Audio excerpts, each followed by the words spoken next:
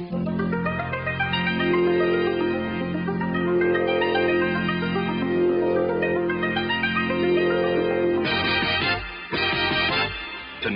on the Barbara Walters Band. What's happening here? Something's going on, it's not quite clear. Somebody turn on the light. We're going to have a party starting tonight.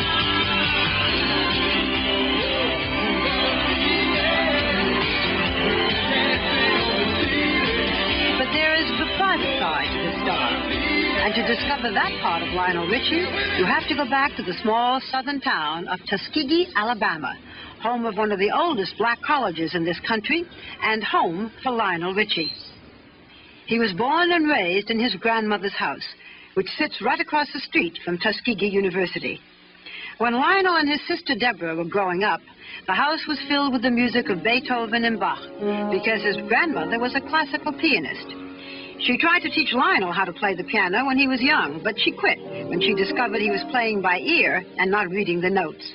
She was one of the first people he wanted me to meet when he took me back to Tuskegee.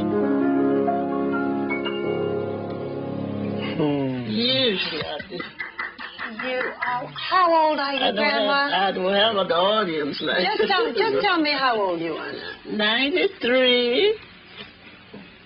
You just better live up to her, you know that? I'm just trying to stand somewhere close. That's all it's for.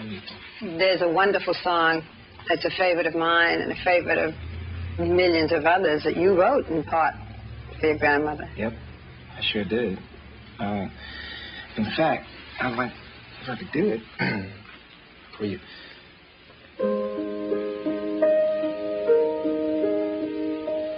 Thanks for the times that you've given me. The memories are all in my mind. And now that we've come to the end of our rainbow, there's something I must say out loud.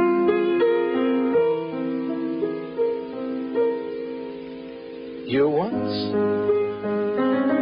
you're twice, 3 times a lady, and I love you. 3 Times a Lady was not only written for his grandmother, but also for his mother, who was a high school principal, and for his wife, Brenda, whom he met when they were both students at Tuskegee. They have been married 11 years now. It's a marriage that has survived the turmoil surrounding fame, in part because Brenda travels with him on the road and helps make his business decisions. His tribute to these 3 women reflects much about Lionel Richie, for he holds tight to the people and values that were a part of his growing years. He has kept his room in his grandmother's basement exactly as it was during his college years there. His was not the usual background for a black growing up in the South. The community was unique. It was totally integrated. And I thought this thing called the Civil Rights Movement, to some degree, was the great television show. It's funny, it had to go from Montgomery to Walter Cronkite and then back to me at 6 o'clock in the news. And it wasn't until, I would say, my high school years that I started feeling that maybe that's not the way life is. It was called sheltered. Lionel had originally intended to be an Episcopalian priest, but his life changed midway through his freshman year when he met 5 other students right here on campus. And they said there's going to be a freshman talent show Saturday night. And this is where you and the Commodores rehearsed? Rehearsed and met, believe it or not. In fact, it was on those steps I met 2 of the guys, and the rehearsal hall is on the inside. And the rest, as they say, is history. History. Right here. And what a history it was. That local college band became the successful supergroup, the Commodores. In 1982, Lionel Richie made one of the hardest decisions he would ever make. After 15 years with the Commodores, he decided to go solo. Let's hear it for Mr. Lionel Richie.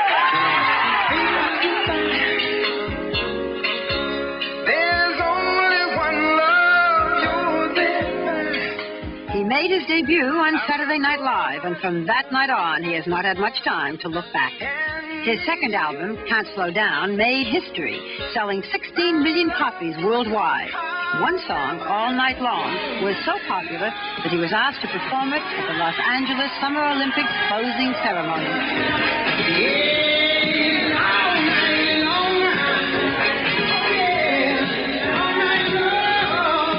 More than 2 billion people watched that night, and he walked away with every major music award that year. But perhaps the greatest accomplishment of his career occurred on the night of January 28, 1985, when 45 of the music industry's greatest performers got together and sang a song written by Lionel Richie and Michael Jackson. We are the world. We are the children. We are the ones who make a brighter day. So let's start giving. And it probably touched more people's lives than any other song ever recorded. Just a few months ago, he released his third record, Dancing on the Ceiling, an album that is known just as much for the inventive video of the title song as for the quality of work. Lionel Richie took on an imitation of Fred Astaire's famous Dance on the Ceiling. It looks like everybody asks for more. What a feeling, dancing on the ceiling. Lionel has often said that he cannot dance, that he's a so-so singer and a basic musician. But he knows how to write songs. So good that at the age of 37, he is America's #1 songwriter with 9 consecutive hits in the last 9 years.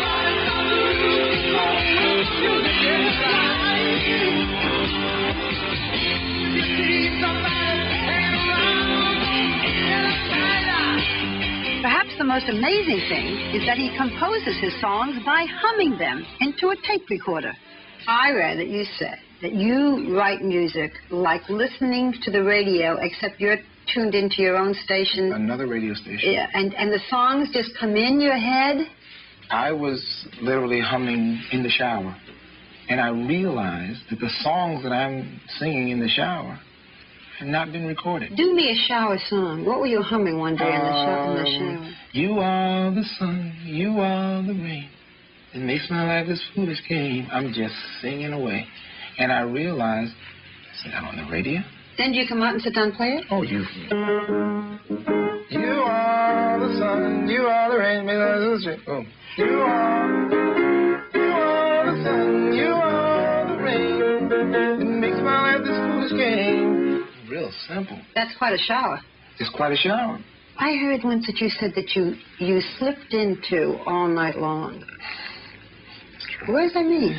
I can walk over to this piano with no thought in mind, play the same C chord or the same F chord that I've been playing for the last 15 years. Only this time, I hear another melody. I just started, it just came out of my mouth. I mean, it just happened. All night long, so easy. All night long. All night long. So for you it's easy, for me it's difficult? Well, you know. How do you feel when the critics say, well, I mean, you're awfully successful, but the songs are, they're love songs, and they're awfully sweet, and they're kind of schmaltzy, and, Well. Because you're too sensitive to laugh all the way to the back. No, it's not that easy. No, true. And it did affect me at the beginning, until I realized something. I judge success by 2 mediums: record sales and box office attendance, not by what critics think. And as long as I go and put out records and people buy them, and as long as I go to concerts and people are there, I feel I'm doing all right. It's just that simple. Then, there's this sort of thing where you're damned if you do and you're damned if you don't, because whites and blacks like you, love you. Your concerts are filled with white people. Absolutely. And then you hear, well, he's, how much can he be for his people if you walk in here and it's filled with whites? It used to be a time when I used to peek around the curtain and wonder if there's anybody out there. Now I have to figure out what color they are. Now I have to answer to, I've got a room full of sold out I got to worry whether And they they're say, black or Lionel, white what do or you think yellow about or- a room full of Mexicans? Do you think that's really wonderful? And I go, I don't care. If you could only be known for one song, what would it be? Oh, that's hard. No, it's not hard. We Are the World. I would definitely want that because it really did everything. Yeah. It was a great song. And on top of that, very few writers in life get to write a song that the whole world will hear. Play a speck of it now, just to warm my heart. You know, I will be honest with you. You're going to tell me you don't know how to do it? I would believe you. No, I can't. That's funny. Why not? I can't because I hummed it. I didn't play it. Funny. I didn't play it. You mean to tell me you cannot play We Are the World? I don't even want to hear it. We are the world. We are the world. We are the world. We are the children of God. We are the ones who make a brighter day. So let's start giving. I mean, I can play it, but I can't play it like I'm embarrassed about that. I thought you were a terrific musician. Are you telling me that you can't really play the piano either? No. I can play the piano, but I consider myself a basic musician. You can do the chords. All right, I do the chords, and I have.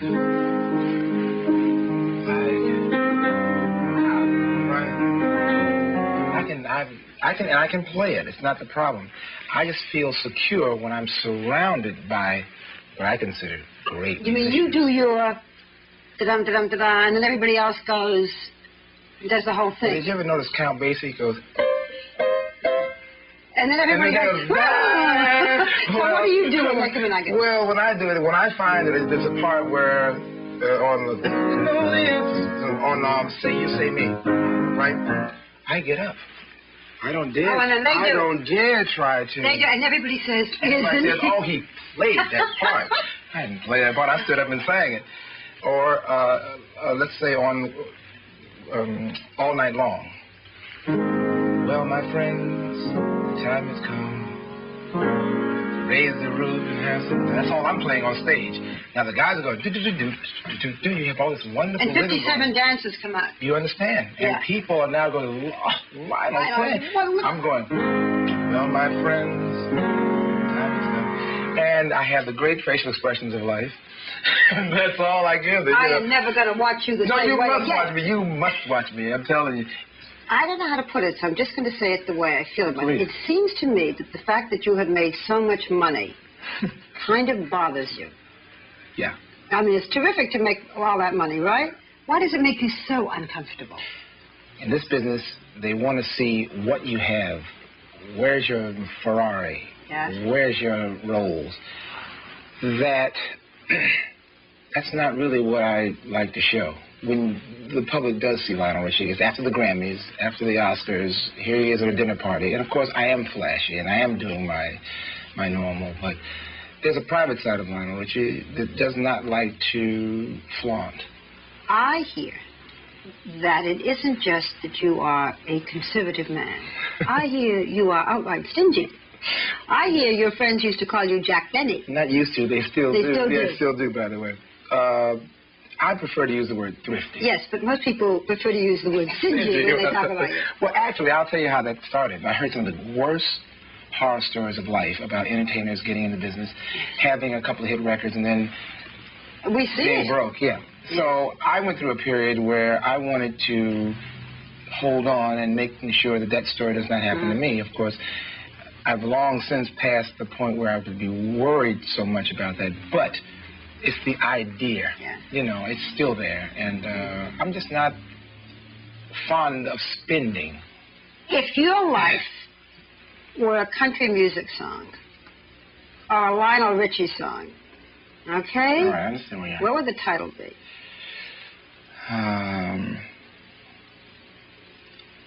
That's a very good question. Let me think about that for 2 seconds. Probably, I'm just out here living a dream. Play it for me. That's the hardest thing you ever Hum it had. for me. See, now you asked me things. I'll do it. Okay, I'll do it in some.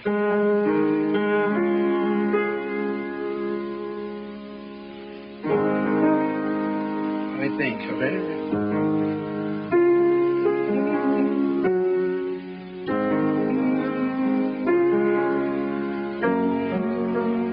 2 minutes.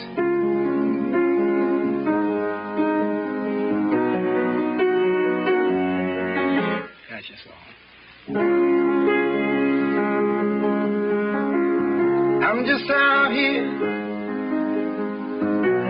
living a dream like nobody can. I'm just out here, just a man born before that. I want my 10%. You can have it. I can do it right quick. Thank you, Lionel. It's been quite a dream. Pleasure. May it Not go me. on. Thank you.